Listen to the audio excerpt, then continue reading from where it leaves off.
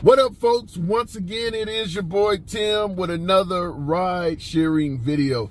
This one is going to be a crazy one. Now, if you're a rideshare driver, you know what we do for a side hustle, for a full-time job, whatever the case may be, has an element of danger in it. There is no shortage of passengers that want to scam a free ride, people making up shit. There's perpetrators, there's suspects, there's victims, drivers and passengers. Nevertheless, I want to show you a video. I want you to see the individual in this video, a female Lyft passenger that believed her life was in danger, believed she was about to be kidnapped, and jumped out of a moving rideshare vehicle, and then pursued to put her experience on Twitter and listen to what happened. Now, I'm bringing this to you because I want you folks to judge, my veteran drivers. Do you think she's a true victim? Do you think she's making up some shit? Maybe trying to get into the pockets of Lyft or something like that. Let me know what you think. Check this out. Now to a social media post that's going viral. A Virginia woman claims her Lyft driver tried to kidnap her. Tonight, she's speaking out in the hopes of holding the rideshare app accountable and taking a stand for others who may have experienced a similar situation. Our Sierra Fox joining us live in Arlington after speaking with that woman. Sierra, how's she doing tonight? Well, good evening to you both, Jacqueline and Shamari. As you can only imagine, sadly, she is still shaken up. Catlin tells me she ordered a Lyft ride right here in Arlington, Virginia, to get dropped off in Washington, D.C. for a rooftop pool party. And what was supposed to be a fun weekend turned into a traumatizing one.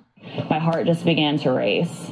I was like, you hear about stories like this, but you never expect it to be you. A Lyft ride takes a wrong and dangerous turn. Catlin posted this Twitter thread that now has more than 1 million views and thousands of likes and retweets, starting with, on Saturday, June 17th, I was on a Lyft ride in Washington, D.C. that made me fear for my safety. I noticed the driver making a few wrong turns, really prolonging my ride, and he actually nearly hit a car in front of him. Stopped about a foot from that car, and I was immediately on alert after that. She wrote, we continue driving, and I notice he navigates off the Lyft platform to input an address into his own GPS. Catlin noticed they were heading in the opposite direction of her destination. She thought she was being kidnapped. Catlin was disappointed with the driver's reaction after making several attempts to talk to him about what was going on. His response just seems so sinister and evil. That's why Catlin jumped out the car and ran away. Now she's warning others about the man responsible. He drives a white Toyota Prius. His first name starts with M and his last name starts with S. Lyft deactivated Catlin's account after the situation. However, now it's reactivated. The CEO commented on her post responding with, I'm so sorry you've gone through this, Catlin. Let me have a look. We can do better. After one, the situation that happened to me, and two, how Lyft treated me after, I do not plan to use Lyft. I actually have used Lyft for 6.5 years, and I think that's going to be my final ride. A Lyft spokesperson just responded to Fox 5 with this statement that reads in part, we take reports like this seriously and always work to take immediate and corrective action. Regrettably, our first response came up short, and therefore we have reactivated the rider's account and contacted her to offer our support. Catlin says in a world where women are kidnapped daily and there's a rise in human trafficking, a person in this situation should be heard, not punished. Jumped out of a moving vehicle. Now, according to the passenger, the driver was programming his own GPS and changing direction. But if you notice, she stated that after filing a complaint with Lyft, they deactivated her account. Where the hell do you ever hear something like that happening, where they actually deactivated the passenger's account and not the driver? We know they do not give us drivers the benefit of the doubt. Uber and Lyft do not go to bat for us drivers. They often will deactivate us first and then ask questions later. So the fact that someone at Lyft decided to deactivate the passenger's account before deactivating the driver's account leads at least yours truly to think that there is something fishy about what happened here. Let me know in the comments, what do you folks think? You think we're dealing with a genuine victim, Catlin, I believe her name is, or do you believe she's making some shit up? Now, we all know as drivers, passengers will change destinations on us at a heartbeat. And passengers do not like drivers that tell them, no, we're not going to accept your change. I'm going to take you to your original destination, not where you're trying to get me to go. All of my drivers just about have had at least one passenger make up some shit, or at the very least give you the inclination to believe they were capable of making up some shit to try to have you disciplined by the ride-sharing company. So that was my first thought process when I heard this, is that she may have tried to get this driver to do something and he decided he wasn't going to do it, and she got pissed off and could be making this all up. Now, I don't want to, flat out accuse the woman of lying, because if she is a victim, I can only sympathize with what she has went through. And the fact that she did follow up and put it all over Twitter and things like that, maybe she may be telling the truth, but just hearing the details of the story definitely had me skeptical. I would like to know, first of all, why did Lyft take the step of deactivating her as opposed to the driver? As I stated before, they deactivate us on any little piece of bullshit. So the fact that they deactivated her first says a lot.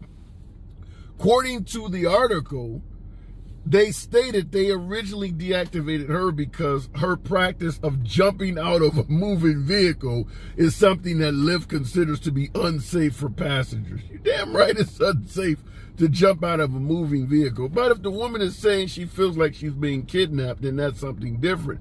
However, you cannot just think you're being mistreated, jump out of a moving vehicle, and expect Lyft or Uber to take your side without significant amount of proof. I just did a video of an El Paso driver that was shot by a female passenger because she believed he was taking her into Mexico. And the authorities have stated there is no evidence at all that the driver was trying to kidnap this woman, trying to deviate from the route, and certainly not trying to take her into a foreign country. So just because a passenger believes the driver is doing something wrong does not necessarily mean that is the case.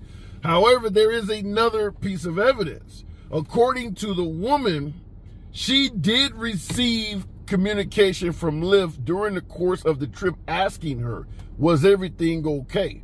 Which is something that they tend to do when the car is deviating from the expected route.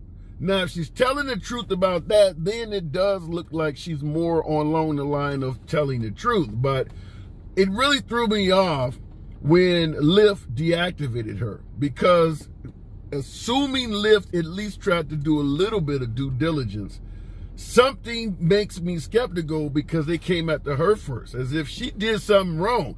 Also, the driver having a passenger jump out of his shit most likely called Lyft or wrote Lyft or messaged Lyft and told him something. You got to explain that, because somebody jump out of a moving car, you know that ain't the end of that shit. You can't just go and pick up the next trip and mark down on the app where I dropped him off. No, somebody jump out of a moving car, you're going to hear back from that. So perhaps even if the driver was in the wrong, they got ahead of the story before she had a chance to contact Lyft. The driver may have contacted Lyft and said something crazy. Maybe the woman was drunk, she jumped out, whatever the case may be, and had Lyft originally believe him.